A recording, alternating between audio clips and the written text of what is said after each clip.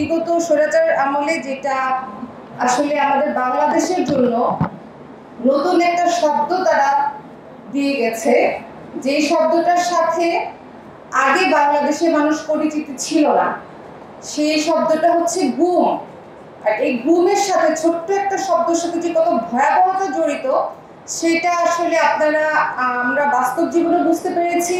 এবং এই বইটা যারা পড়বেন তারা আমার মনে হয় প্রতিটা শব্দ উপলব্ধি করতে পারবে।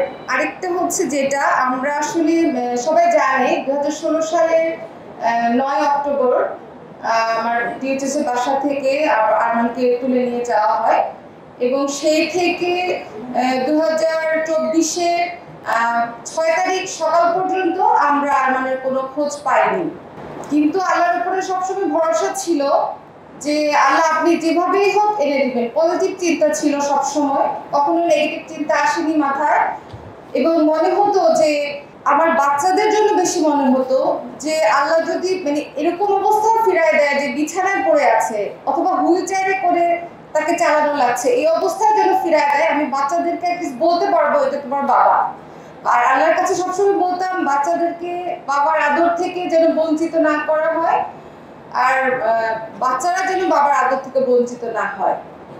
এভাবে আসলে আল্লাহর কাছে আমার আর্জিগুলো ছিল।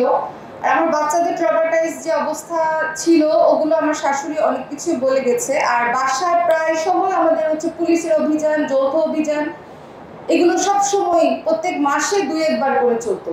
আমরা জানি না কেন তারা আসতো, বাবা কখন আসবে, বাচ্চাদের এই প্রশ্নগুলো সার্বক্ষণিক মানে আমাকে পীড়া দিত, যার কোনো উত্তর ছিল না আমার কাছে। আর আমরা আসলে এই ধরনের ঘটনা বাংলাদেশে আমরা এটার আর কোনো পুনরাবৃত্তি হোক আমরা চাই না, কেউই চাই না।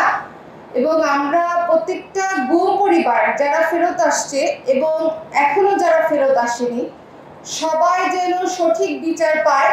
এবং আমার একটাই মাথায় আসে সবসময়, যেটা এদেরকে আসলে আয়না ঘরে রেখে 8 বছর কি 8 দিন যদি রাখা হয় তাও এদের কোনো অস্তিত্ব পাওয়া যাবে না।